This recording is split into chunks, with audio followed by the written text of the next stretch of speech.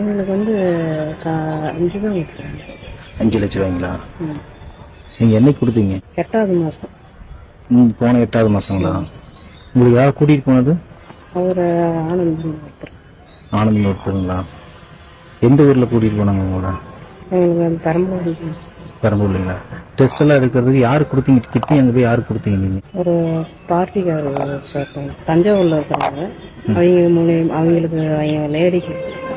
சரிங்க.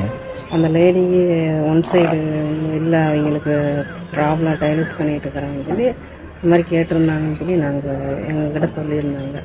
எங்களுக்கு அப்போ கொஞ்சம் பிரச்சனை, கடன் பிரச்சனை இருந்தது. அதனால் நாங்கள் அந்த இதில் இது பண்ணோம்.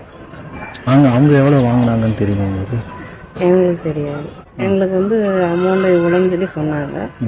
ஆனால் அவங்களுக்கு வந்து கைக்கு வந்து 5 தான் வந்தது. வெறும் 5 தான் கொடுத்தாங்களா? ஏன்னா நீங்கள் கேட்கறது பார்த்தா எனக்கு பயமாக இருக்குது. ஏதோ பிரச்சனையா என்னன்னு எனக்கு. இல்லை, அதை வாங்கி உங்களால் எப்படி நீங்கள் கொடுத்தீங்களா? யார் கொடுத்தது? நாங்கள் நீங்கள் தான் கொடுத்துருக்கீங்களா? இப்போ உங்களோட உடல்நிலை எப்படி இருக்குது? இப்போ பரவாயில்ல. பரவாயில்லைங்களா? எந்த பிரச்சனையும் பிரச்சனை இல்லைங்களா? ஆப்ரேஷன் பண்ணாங்களா இல்லை எந்த மாதிரி பண்ணி எடுத்தாங்க? அது கரண்ட் ஆப்ரேஷன் மாதிரி தான் பண்ணாங்க. அது வந்து ஒரு ஸ்டாப்லர் பின் மாதிரி தான் இருந்தது. சரிங்க. அதை பண்ணிட்டு வந்து ஒரு வாரம் கழிச்சு 2 வாரம் கழிச்சு நாங்கள் போய் அங்கேயே போய் ரிமூவ் பண்ணி போட்டோம். ஓ, சரி சரி. இது ஹாஸ்பிட்டல் நிர்வாகத்துக்கு தெரியுமா? உங்களுக்கு தெரியுமா? அது டாக்டர் மூலியமாக தான் இது பண்ணோம். அங்கெல்லாம் கன்சல்ட் பண்ணி தான் இது பண்ணாங்க. இப்போ நீங்கள் மட்டும் இந்த ஏரியாவில் நீங்கள் மட்டும்தானே இல்லை நிறைய பேர் கொடுத்துருக்காங்க? எனக்கு தெரிஞ்சு எனக்கு இது வரைக்கும் எனக்கு தெரியல. நான் இதுதான் ஃபர்ஸ்ட்டு எனக்கு. சரிங்க. எனக்கு அனுபவமே இதுதான். உங்கள் வீட்டுக்காரர் என்ன பண்ணுறாரு? அவர் சப்ளையராக இருக்கார் ஹோட்டலில். அவரோட நாலேஜுக்கெல்லாம் தெரியுமா? நீங்கள் கொடுத்ததெல்லாம் தெரியுமா? இல்லை, அவருக்கும் தெரியும். தெரியுங்களா? இப்போ குழந்தைங்க 2 பசங்க. என்ன படிக்கிறாங்க? அவங்க படிக்கல, வேலைக்கு போயிட்டு. பெரிய பசங்களா?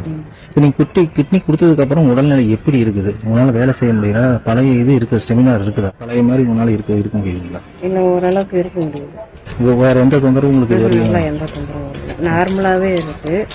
எந்த பிரச்சனையும் இல்லை. பிரச்சனை எதுவும் கிடையாது. இப்போ மேற்கொண்டு நீங்கள் அமௌண்ட் எதை எதிர்பார்க்குறீங்களா? இப்போ உங்களுக்கு கொடுத்த அமௌண்ட் கம்மின்னு நினைக்கிறீங்களா? எங்களுக்கு அதுதான் கம்மின்னு தான் நான் நினைக்கிறேன். ஏன்னா இப்போ ஃபர்ஸ்ட்ல எங்களுக்கு கொடுத்தது அமௌண்ட் அவ்வளோதான். திருப்பி நான் அதுக்கு முன்னாடியே நாங்கள் வந்து 1,50 வாங்கிட்டோம். கொஞ்சம் பிரச்சனை சிக்கல்லாம் நிறையா எல்லாம் கொஞ்சம் லோன் எல்லாம் வாங்கியிருந்தோமா, அதில் கொஞ்சம் சிக்கலாகிட்டுச்சு. எல்லாம் வீடு தேடி வந்து பிரச்சனை பண்ணிட்டாங்கன்ட்டு அதெல்லாம் கொஞ்சம் வாங்கி கொடுத்துட்டோம்.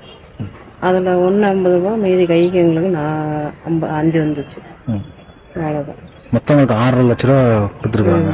அவ்வளோதான் வந்தது. அதுக்கு மேலே எங்களுக்கு வரல. ஊர் செய்திகளை பார்க்க நம்ம ஊர் சேனல் ஷபா நியூஸ் தமிழ